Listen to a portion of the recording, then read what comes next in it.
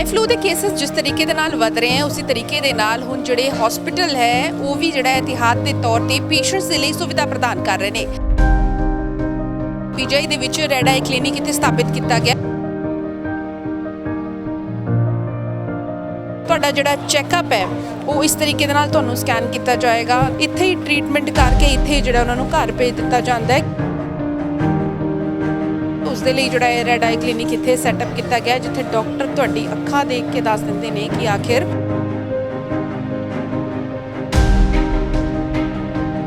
Ma'am की कुछ इतने ट्रीटमेंट मिल रहा है पेशेंट्स जितने भी पेशेंट को रेड आए हैं उनके लिए काउंटर डायरेक्ट भेजा जा रहा है, उनको मेन ओपीडी नहीं भेजा जा रहा है बिकॉज इससे दूसरे पेशेंट्स में भी इन्फेक्शन स्प्रेड होने के चांसेस हैं। तो उनका फिर एक बेसिक ट्रीटमेंट हम स्टार्ट करते हैं जो कि विद इन 1 वीक अगर ठीक हो जाए तो इट्स गुड, आने की ज़रूरत नहीं है।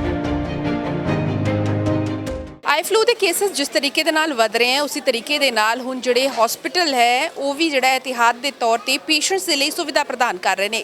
ਪੀਜੀਆਈ ਦੇ ਦੱਸੀਏ ਤੇ ਪੀਜੀਆਈ ਦੇ ਵਿੱਚ ਰੈਡ ਆਈ ਕਲੀਨਿਕ ਇੱਥੇ ਸਥਾਪਿਤ ਕੀਤਾ ਗਿਆ ਹੈ। ਤੁਸੀਂ ਦੇਖ ਸਕਦੇ ਹੋ ਇੱਥੇ ਰੈਡ ਆਈ ਕਲੀਨਿਕ ਜਿਹੜਾ ਇੱਥੇ ਸੈਟਅਪ ਕੀਤਾ ਗਿਆ ਉਹਨਾਂ ਪੇਸ਼ੈਂਟਸ ਵਾਸਤੇ ਜਿਨ੍ਹਾਂ ਦੀ ਅੱਖਾਂ ਲਾਲ ਹੋ ਰਹੀਆਂ ਨੇ, ਜਿਨ੍ਹਾਂ ਨੂੰ ਇਰੀਟੇਸ਼ਨ ਹੈ, ਜਿਨ੍ਹਾਂ ਨੂੰ ਜਿਹੜਾ ਹੈ ਛੇਤੀ ਤੋਂ ਛੇਤੀ ਟ੍ਰੀਟਮੈਂਟ ਦੀ ਲੋੜ ਹੈ। ਤੇ ਸਭ ਤੋਂ ਪਹਿਲਾਂ ਇੱਥੇ ਆ ਕੇ ਤੁਸੀਂ ਸੈਨੀਟਾਈਜ਼ਰ ਦੇਖ ਸਕਦੇ ਹੋ। ਸੈਨੀਟਾਈਜ਼ਰ ਦਾ ਇਸਤੇਮਾਲ ਅਸੀਂ ਕੋਵਿਡ ਦੇ ਸਮੇਂ ਕੋਰੋਨਾ ਦੇ ਵੇਲੇ ਜਿਹੜਾ ਸੈਨੀਟਾਈਜ਼ਰ ਦਾ ਇਸਤੇਮਾਲ ਕਰਦੇ ਹੋਏ ਦੇਖਿਆ ਸੀਗਾ, ਲੇਕਿਨ ਇੱਥੇ ਵੀ ਤੁਸੀਂ ਦੇਖ ਸਕਦੇ ਹੋ ਕਿ ਇੱਥੇ ਵੀ ਸੈਨੀਟਾਈਜ਼ਰ ਦੀ ਵਰਤੋਂ ਕਰਨ ਤੋਂ ਬਾਅਦ ਤੁਸੀਂ ਡਾਕਟਰ ਦੇ ਕੋਲ ਆਓਗੇ ਤੇ ਡਾਕਟਰ ਦੇ ਕੋਲ ਇੱਥੇ ਜਿਹੜਾ ਹੈ ਤੁਹਾਨੂੰ ਟ੍ਰੀਟਮੈਂਟ ਇੱਥੇ ਮਿਲੇਗੀ। ਨਹੀਂ ਤਾਂ ਪੀਜੀਆਈ ਦੇ ਵਿੱਚ ਜਿਸ ਤਰੀਕੇ ਨਾਲ ਅਸੀਂ ਸਾਰੇ ਜਾਣਦੇ ਹਾਂ ਕਿ ਕਿੰਨੇ ਕੁ ਪੇਸ਼ੈਂਟਸ ਆਉਂਦੇ ਨੇ ਰੋਜ਼ਾਨਾ ਤੇ ਉੱਥੇ ਤੁਹਾਨੂੰ ਤੁਹਾਡਾ ਜਿਹੜਾ ਚੈੱਕਅਪ ਹੈ ਉਹ ਇਸ ਤਰੀਕੇ ਦੇ ਨਾਲ ਤੁਹਾਨੂੰ ਸਕੈਨ ਕੀਤਾ ਜਾਏਗਾ, ਦੇਖਿਆ ਜਾਏਗਾ ਕਿ ਆਖਿਰ ਕਿਹੜਾ ਫਲੂ ਹੈ, ਕਿ ਤੁਹਾਨੂੰ ਫਲੂ ਹੈਗੀ ਹੈ ਜਾਂ ਫਿਰ ਹੋਰ ਕੋਈ ਬਿਮਾਰੀ ਹੈ, ਕਿਉਂਕਿ ਅੱਖਾਂ ਦੀ ਕਈ ਜਿਹੜੀਆਂ ਬਿਮਾਰੀਆਂ ਹੋ ਜਾਂਦੀਆਂ ਨੇ। ਤੇ ਇੱਥੇ ਵੀ ਰੱਖਿਆ ਗਿਆ ਹੈ ਬਕਾਇਦਾ ਜਿਹੜੇ ਗਲਵਸ ਪਾ ਕੇ ਜਿਹੜਾ ਪੇਸ਼ੈਂਟਸ ਹੈ ਉਹਨੂੰ ਉਹਨਾਂ ਦੀ ਚੈਕਿੰਗ ਕੀਤੀ ਜਾ ਰਹੀ ਹੈ, ਅੱਖਾਂ ਦੇ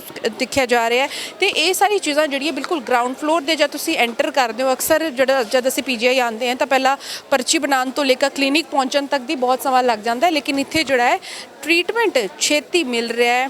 ਇੱਥੇ ਹੀ ਟ੍ਰੀਟਮੈਂਟ ਕਰਕੇ ਇੱਥੇ ਜਿਹੜਾ ਉਹਨਾਂ ਨੂੰ ਘਰ ਭੇਜ ਦਿੱਤਾ ਜਾਂਦਾ ਹੈ, ਕਿਉਂਕਿ ਜਿਸ ਤਰੀਕੇ ਦੇ ਨਾਲ ਪੀਜੀਆਈ ਦੇ ਵਿੱਚ ਪੰਜਾਬ, ਹਰਿਆਣਾ, ਹਿਮਾਚਲ ਤੇ ਉੱਤਰ ਭਾਰਤ ਤੋਂ ਕਈ ਪੇਸ਼ੈਂਟਸ ਆਉਂਦੇ ਨੇ ਤੇ ਛੇਤੀ ਉਹਨਾਂ ਨੂੰ ਰਿਲੀਫ ਮਿਲੇ ਉਸ ਦੇ ਲਈ ਜਿਹੜਾ ਰੈਡ ਆਈ ਕਲੀਨਿਕ ਇੱਥੇ ਸੈਟਅਪ ਕੀਤਾ ਗਿਆ ਜਿੱਥੇ ਡਾਕਟਰ ਤੁਹਾਡੀ ਅੱਖਾਂ ਦੇਖ ਕੇ ਦੱਸ ਦਿੰਦੇ ਨੇ ਕਿ ਆਖਿਰ ਤੁਹਾਨੂੰ ਜਿਹੜਾ ਹੈ ਕੀ ਟ੍ਰੀਟਮੈਂਟ ਚਾਹੀਦੀ ਹੈ, ਤੁਹਾਨੂੰ ਕਿਹੜੀ ਜਿਹੜੀ ਹੈ ਦਵਾਈ ਚਾਹੀਦੀ ਹੈ। ਤੇ ਇੱਥੇ ਪੀਜੀਆਈ ਦੇ ਵਿੱਚ ਵੈਸੇ ਤਾਂ ਬਹੁਤ ਪੇਸ਼ੈਂਟਸ ਆਉਂਦੇ ਨੇ ਅੱਖਾਂ ਦੀ ਬਿਮਾਰੀ ਤੋਂ ਰਿਲੇਟਡ, ਤੇ ਇੱਥੇ ਹੀ ਜਿਹੜਾ ਉਹਨਾਂ ਦੇ ਲਈ ਅਲੱਗ ਤੋਂ ਸੈਟਅਪ ਕੀਤਾ ਗਿਆ ਹੈ ਕਲੀਨਿਕ ਤਾਂ ਕਿ ਉਹਨਾਂ ਨੂੰ ਇੱਥੇ ਛੇਤੀ ਆਰਾਮ ਮਿਲ ਸਕੇ। ਤੇ ਤੁਸੀਂ ਦੇਖੋ ਕਿ ਜਿਹੜੇ ਪ੍ਰੋਟੋਕੋਲ ਹੈ ਉਹ ਇੱਥੇ ਜਿਹੜਾ ਉਸ ਫੋਲੋ ਕਰਨਾ ਬੇਹੱਦ ਜ਼ਿਆਦਾ ਜ਼ਰੂਰੀ ਹੈ ਤਾਂ ਕਿ ਕੇਸਿਸ ਹੋਰ ਨਾ ਵਧੇ ਪੀਜੀਆਈ ਦੇ ਵਿੱਚ ਤੇ ਟ੍ਰੀਟਮੈਂਟ ਦਵਾਈਆਂ ਹੋਣ, ਜਿਹੜੀ ਚੀਜ਼ਾਂ ਹੋਣ ਉਹ ਵੀ ਇੱਥੇ ਦਿੱਤੀਆਂ ਜਾ ਰਹੀਆਂ।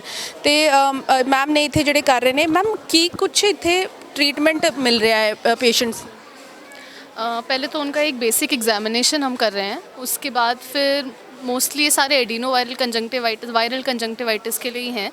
मेन ट्रीटमेंट हम एक लूब्रिकेंट स्टार्ट कर रहे हैं और जिनको थोड़ा रेडनेस हो रही है उसके लिए और एक आई ड्रॉप दे रहे हैं, और मेन इसका बेसिक आइसोलेशन है और कोल्ड कंप्रेशन है, और ये विद इन 1 वीक रिजॉल्व हो जा रहा है। मैम ये एक पेपर देख रही हैं, इस चो की कुछ जी है SOPs हैं फॉलो करने के लिए? जी SOPs हैं कि कुछ फॉलो करने के लिए SOPs लिखे?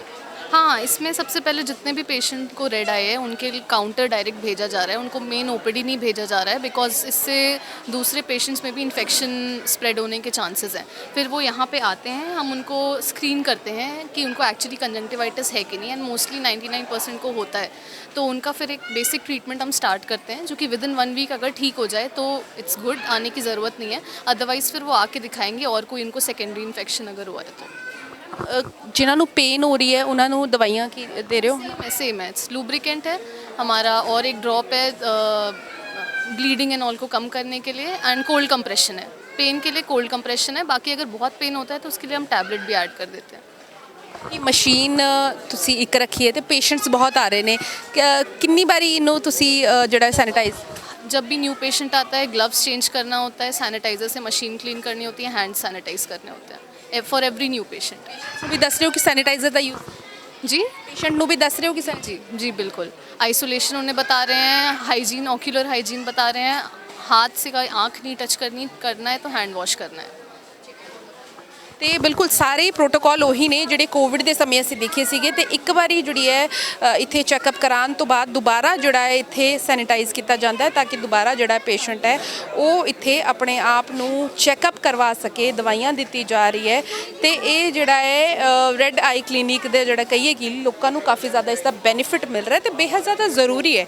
ਤੇ ਪੀਜੀਆਈ ਵੱਲੋਂ ਕਹੀਏ ਕਿ ਪਹਿਲੇ ਤੋਂ ਹੀ ਇਸ ਦੀ ਤਿਆਰੀ ਸ਼ੁਰੂ ਕੀਤੀ ਗਈ ਸੀ। ਆਈਸੋਲੇਸ਼ਨ ਦੀ ਜਿਹੜੀ ਹੈ ਦੱਸਿਆ ਗਿਆ ਸੀਗਾ ਕਿ ਆਈਸੋਲੇਟ ਪੇਸ਼ੈਂਟਸ ਨੂੰ ਕਰਨਾ ਚਾਹੀਦਾ ਹੈ ਤੇ ਬੇਹੱਦ ਅਹਿਮ ਹੋ ਜਾਂਦਾ ਹੈ ਕਿਉਂਕਿ ਅਕਸਰ ਅਸੀਂ ਅਣਦੇਖੀ ਕਰ ਜਾਂਦੇ ਜਿਸ ਕਰਕੇ ਜਿਹੜਾ ਵਾਇਰਸ ਹੋਰਾਂ ਨੂੰ ਵੀ ਫੈਲ ਜਾਂਦਾ ਹੈ, ਪਰ ਇੱਥੇ ਜਿਹੜਾ ਹੈ ਕੰਟਰੋਲ ਕੀਤਾ ਜਾ ਸਕੇ ਇਹ ਬੇਹੱਦ ਜ਼ਿਆਦਾ ਜ਼ਰੂਰੀ ਹੈ। ਤੇ ਤੁਸੀਂ ਦੇਖੋ ਕਿ ਪੇਸ਼ੈਂਟਸ ਲਗਾਤਾਰ ਆ ਰਹੇ ਨੇ ਤੇ ਪੇਸ਼ੈਂਟਸ ਦੀ ਜਿਹੜੀ ਹੈ ਸਕਰੀਨਿੰਗ ਕੀਤੀ ਜਾ ਰਹੀ ਹੈ ਤੇ ਸਕਰੀਨਿੰਗ ਦੇ ਮੁਤਾਬਿਕ ਜਿਹੜਾ ਵੀ ਉਹਨਾਂ ਨੂੰ ਵਾਇਰਸ ਹੈ, ਜਿਹੜਾ ਵੀ ਫਲੂ ਹੈ, ਉਸ ਦੇ ਮੁਤਾਬਿਕ ਉਹਨਾਂ ਨੂੰ ਦਵਾਈਆਂ ਦਿੱਤੀ ਜਾ ਰਹੀ ਹੈ। ਕੈਮਰਾ ਪਰਸਨ ਗੁਰਵਿੰਦਰ ਦੇ ਨਾਲ ਪੂਜਾ ਵਰਮਾ, ਸਾਂਝਾ ਟੀਵੀ, ਚੰਡੀਗੜ੍ਹ।